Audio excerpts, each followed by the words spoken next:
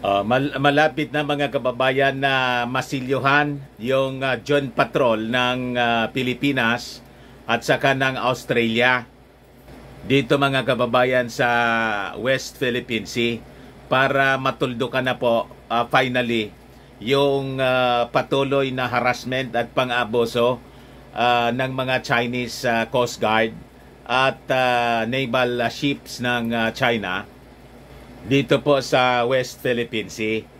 Ayos. So ito yung mga magagandang progress ng balita ngayon.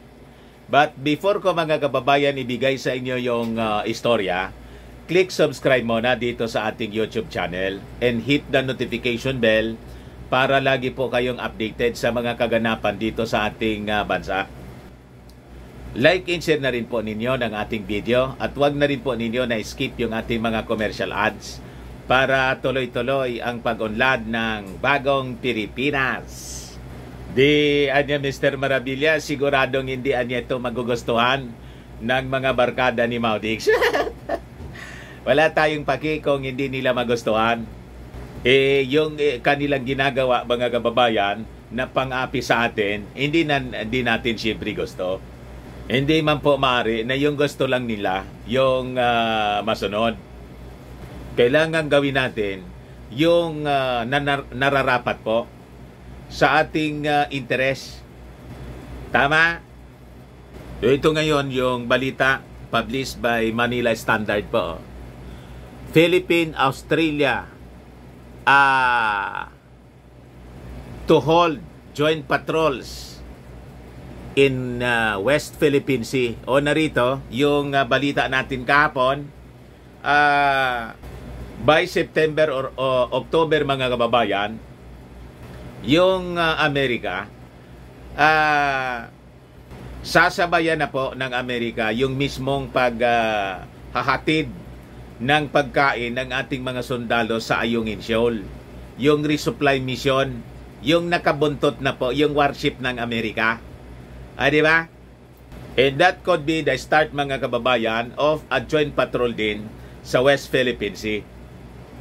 So, ang mangyayari siguro, mga kababayan, magiging permanent fixture na yung armed forces ng Australia, yung Australian Naval Force, at saka yung American forces, magiging permanente na po, magiging madalas o regular yung kanilang pagpapatrolya po dito.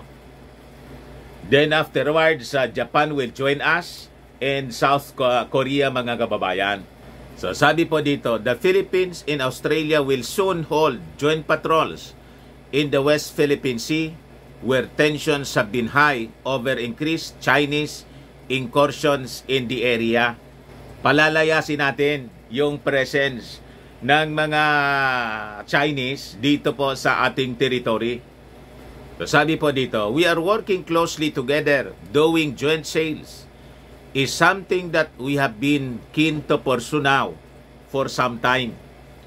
The two defense forces have been working together to make that happen and to do that in the most effective way, anya, sabi ni Australian Deputy Prime Minister and Defense Chief Richard Marles.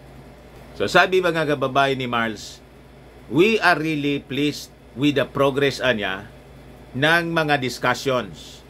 We expect that the first of those joint patrols to happen in not too distant future. So malapit na po na matuldukan yung patuloy na pang-abuso ng mga Chinese sa atin. As this develop, visiting US lawmakers committed American military action to defend Philippines under the 1951 Mutual Defense Treaty. If Filipino forces came under an armed attack, we stand in full support to honor our commitment to stand by your sovereignty and security, sabi po ni Illinois Representative Jonathan Jackson in an interview mga kababayan sa mainstream media kahapon. Congress will stand united in supporting that. Yes. And that includes attacks on Philippine vessels. Sabi po ni California Representative Yang Kim. We are united anya in the House as well as I would speak for the Senate and say that we are united against the aggressiveness not only here but the aggressiveness that we see with the PRC, referring to China, throughout the world anya right now. So it is important that we support the Philippines because we cannot allow China anya or any other country to decide that they want to engage in lawless activities, and that's exactly what we see going on. Sabi ni Texas Representative Jasmine Crockett. So sabi rito, the lawmakers separately met with Defense Secretary Gilbert Teodoro Jr., Foreign Secretary Enrique Manalo, and top Philippine Coast Guard officials noong Thursday. O narito mga kababayan, yung ating Pangulong BBM. Talagang BBM lang po yung sa kalam. Ngayon lang po ito nangyayari, mga kababayan. Noong previous administration po, bahag ang buntot sa China. What? Kaya wag kayong nagyayabang mga DDS. Yung sinasabi ninyong weak leader, ito siya ngayon.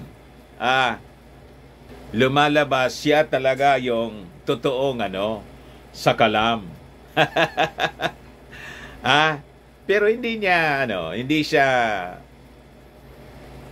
showy, mga kababayan. Hindi siya nagyayabang. Hindi siya yung daldal ng daldal dito, daldal doon. Yung ating Pangulo, makikita po ninyo. Parang normal lang, mga kababayan. Nandun nga, nag-attend mga kababayan ng opening ng FIBA World Cup. O, di ba? Pangiti-ngiti lang yung ating Pangulong Bongbong Marcos.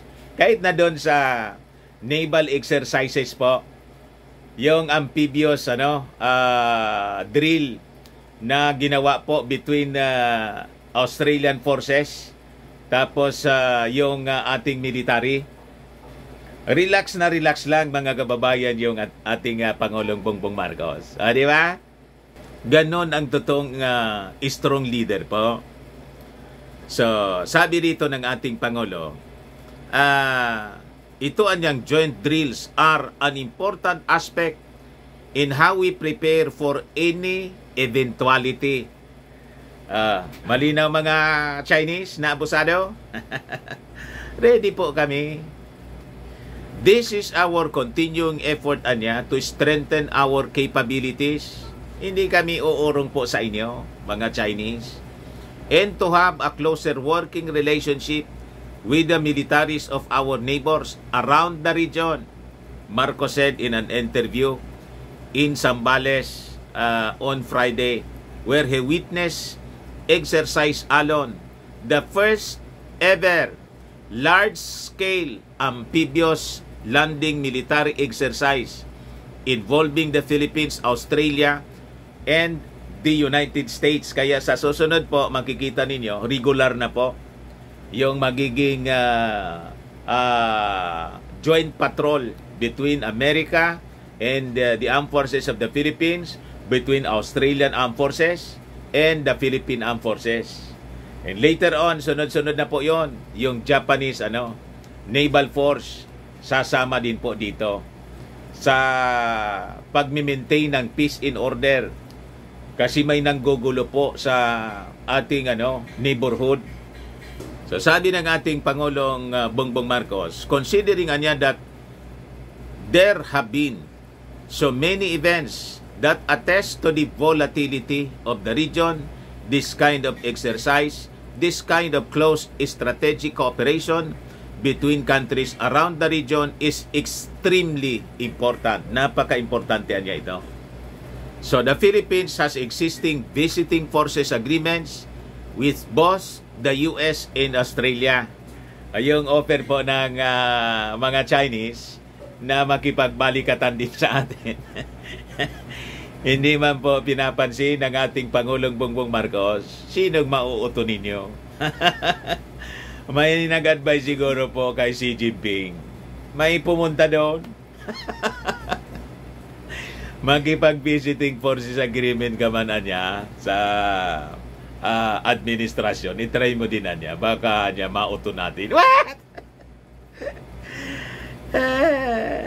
Sinong mauto ninyo? Di ba? Bakit naman military exercise yung Pilipinas sa isang aggressor, sa isang mapagsamantala? Di ba? Sino niloloko ninyo? Kung naloko ninyo po yung previous administrations, ibahin ninyo yung aming Pangulong Bongbong Marcos. Hindi ninyo maiisahan ang aming Pangulong Bongbong. Simula pa nung panahon ni Corico, pinagluloko na nila yung Pilipinas. At yung mga sumunod na administrasyon, mga kababayan, after Corico, lalo lumala. Pinabayaan yung ating defense and security. Worse, mga kababayan, yung mga nakaposisyon, mga sympathetic sa mga abusadong Chinese. Di ba? Ayan man lang po, mga kababayan. Maganda na yung mga developments ng balita. Baka lang gusto ninyo po itong itry. Firmax Firming and Lifting Cream, pinapahid po sa mga pulses and affected area. Mainam po sa paninigas ng mga kaso-kasuan.